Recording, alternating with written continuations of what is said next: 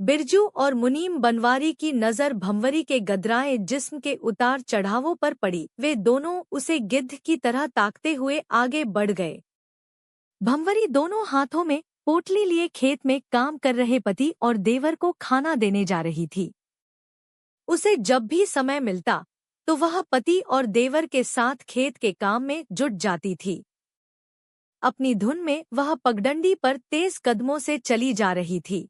तभी सामने से आ रहे सरपंच के लड़के बिरजू और मुनीम बनवारी पर उसकी नजर पड़ी। वह ठिठक कर पगडंडी से उतरकर खेत में खड़ी हो गई और उन दोनों को जाने का रास्ता दे दिया। बिरजू और मुनीम बनवारी की नज़र भंवरी की इस हरकत और उसके गदराए जिस्म के उतार चढ़ावों पर पड़ी। वे दोनों उसे गिद्ध की तरह ताकते हुए आगे बढ़ गए। कुछ दूर जाने के बाद बिरजू ने बनवारी से पूछा, क्यों मुनीम जी, यह सोनचिरैया किसके घर की है? यह तो हरिया की बहू है, जा रही होगी खेत पर अपने पति को खाना पहुंचाने। हरिया अभी 2 महीने पहले ही तो मरा था। 3 साल पहले उसने सरपंच जी से 8,000 रुपए उधार लिए थे।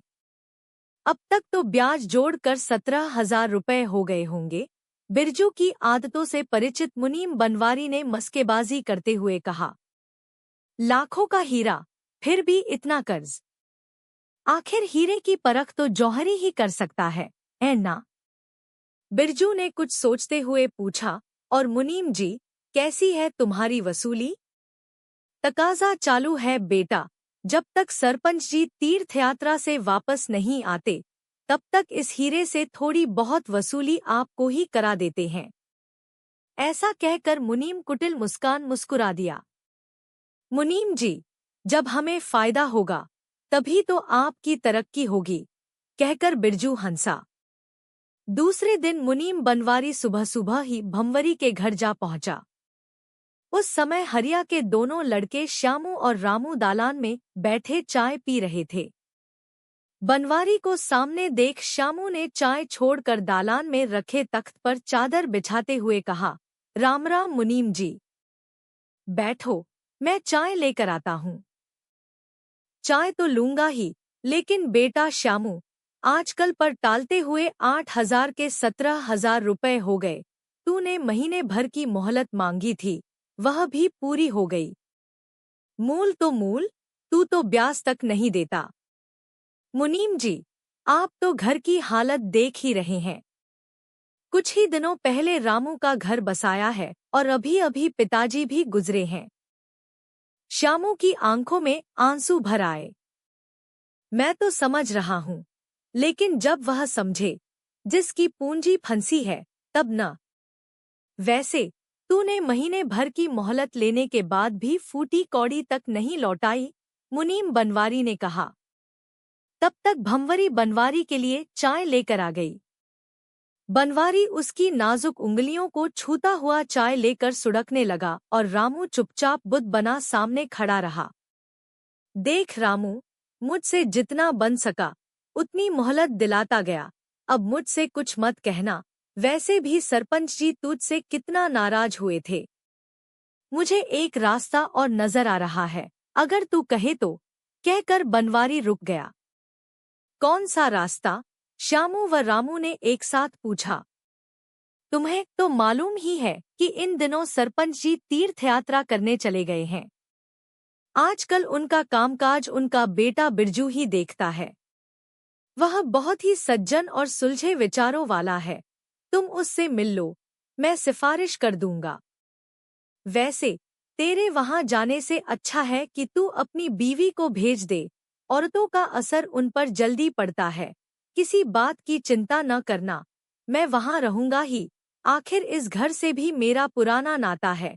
मुनीम बनवारी ने चाय पीते पीते श्यामू व रामू को भरोसे में लेते हुए कहा।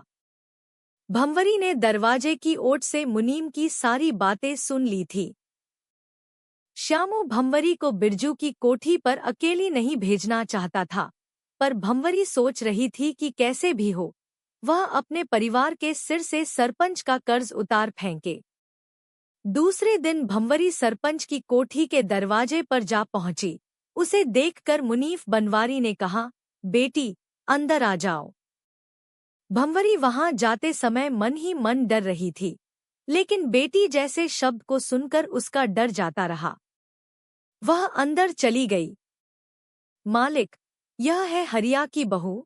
3 साल पहले इसके ससुर ने हमसे 8,000 रुपए कर्ज लिए थे, जो अब ब्याज समेत 17,000 रुपए हो गए हैं। बेचारी कुछ और मोहलत चाहती है। मुनीम बनवारी ने भंवरी की ओर इशारा करते हुए बिरजू से कहा। जब 3 साल में कुछ भी नहीं चुका पाया, तो और कितना समय दिया जाए? नहीं नहीं, अब और कोई मोहलत नहीं मिलेगी। बिरजू अपनी कुर्सी से उठते हुए बोला। देख, ऐसा कर, ये कान के बुंदे बेचकर कुछ पैसा चुका दे। बिरजू भंवरी के गालों और कानों को छूते हुए बोला। और हाँ, तेरा यह मंगलसूत्र भी तो सोने का है। बिरजू उसके उभारों को छूता हुआ मंगलसूत्र को हाथ में पकड़कर बोला। भंवरी इस छुअन से अंदर तक सहम गई। फिर भी हिम्मत बटोरकर उसने कहा, यह क्या कर रहे हो छोटे ठाकुर? तुम्हारे गहनों का वजन देख रहा हूँ। तुम्हारे इन गहनों से शायद मेरे ब्याज का एक हिस्सा भी न पूरा हो। कहकर बिरजू ने भंवरी की दोनों बाजुओं को पकड़कर हिला दिया। अगर पूरा कर्ज उतारना है, तो कुछ और गहने लेकर थोड़ी देर के लिए मेरी कोठी पर चली आना। बिरजू ने बड़ी बेशर्मी से कहा।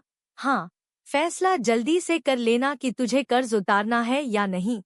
कहीं ऐसा न हो कि तेरे ससुर के हाथों लिखा कर्ज का कागज कोर्ट में पहुंच जाए। फिर भेजना अपने पति को जेल। खेत घर सब नीलाम कराकर सरकार मेरी रकम मुझे वापस कर देगी और तू सड़क पर आ जाएगी। भंवरी इसी उधेड़बुन में डूबी पगडंडियों पर चली जा रही थी। अगर वह छोटे ठाकुर की बात मानती है, तो पति के साथ विश्वासघात होगा। अगर वह उसकी बात नहीं मानती, तो पूरे परिवार को दर-दर की ठोकरें मिलेंगी। कुछ दिनों बाद मुनीम बनवारी फिर भंवरी के घर जा पहुंचा और बोला। बेटी भंवरी, कर लिया फैसला? क्या अपने गहने देकर ठाकुर का कर्ज चुकाएगी? हाँ, मैंने फैसला कर लिया है। बोल देना छोटे ठाकुर को कि मैं जल्दी ही अपने कुछ और गहने लेकर आ जाऊंगी कर्जा उतारने। उससे यह भी कह देना कि पहले कर्ज का कागज लूंगी, फिर गहने दूंगी। ठीक है, वैसे भी छोटे ठाकुर सौदे में बेईमानी नहीं करते। पहले अपना कागज ले लेना, फिर। वहीं खड़े भंवरी के पति और देवर यही सोच रहे थे कि शायद भंवरी ने अपने सोने और चांदी के गहनों के बदले पूरा कर्ज चुकता करने के लिए छोटे ठाकुर को राजी कर लिया है। उन्हें इस बात का जरा भी गुमान न हुआ कि सोने चांदी के गहनों की आड़ में वह अपनी इज्जत को दांव पर लगा करके परिवार को कर्ज से छुटकारा दिलाने जा रही है। और देख बनवारी, अब मुझे बेटी बेटी न कहा कर। तुझे बेटी और बाप का रिश्ता नहीं मालूम है। बाप अपनी बेटी को सोने चांदी के गहनों से लादता है, उसके गहने को उतरवाता नहीं है। भंवरी की आवाज में गुस्सा था। दूसरे दिन भंवरी एक रुमाल में कुछ गहने बांधकर बिरजू की कोठी पर पहुंच गई। अंदर आजा भंवरी, छोटे ठाकुर तेरे कागज निकाल कर तेरा ही इंतजार कर रहे हैं। भंवरी को देखते ही मुनीम बनवारी बोला। भंवरी झटपट कमरे में जा पहुंची और बोली। देख लो छोटे ठाकुर, ये है मेरे गहने, लेकिन पहले कर्ज का कागज मुझे दे दो। ठीक है, यह लो अपना कागज, बिरजू ने कहा।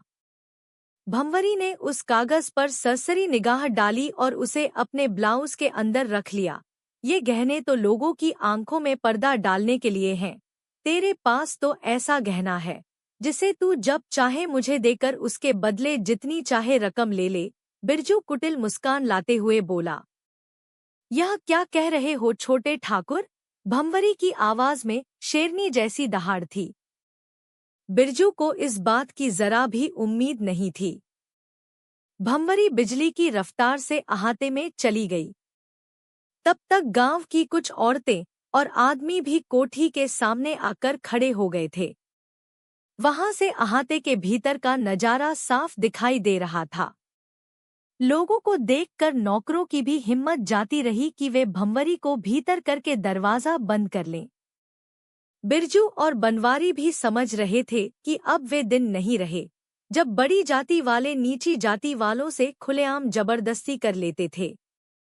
भंवरी बाहर आकर बोली, छोटे ठाकुर और बनवारी, देख लो पूरे गहने हैं पोटली में, उतर गया न मेरे परिवार का सारा कर्जा, सबके सामने कह दो। हाँ हाँ, ठीक है, बिरजू ने घायल सांप की तरह फुंफकार कर कहा। सभी लोगों के जाने के बाद बिरजू और बनवारी ने जब पोटली खोल कर देखी तो वे हारे हुए जुआरी की तरह बैठ गए। उसमें भंवरी के गहनों के साथ साथ बनवारी की बेटी के भी कुछ गहने थे, जो भंवरी की अच्छी सहेलियों में से एक थी। अब मैं अपनी बेटी के सामने कौन सा मुंह लेकर जाऊंगा? क्या भंवरी उससे मेरी सब करतूतें बताकर ये गहने ले आई है?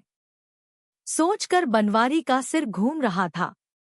बिरजू और बनवारी दोनों समझ गए कि भंवरी एक माहिर खिलाड़ी की तरह बहुत अच्छा खेल खिला कर गई है। क्या भंवरी ने उन दोनों के साथ सही किया? अगर भंवरी की जगह आप होते तो क्या करते? कमेंट करके जरूर बताएं। कहानी पसंद आई तो वीडियो को शेयर और चैनल को सब्सक्राइब करना ना भूलें।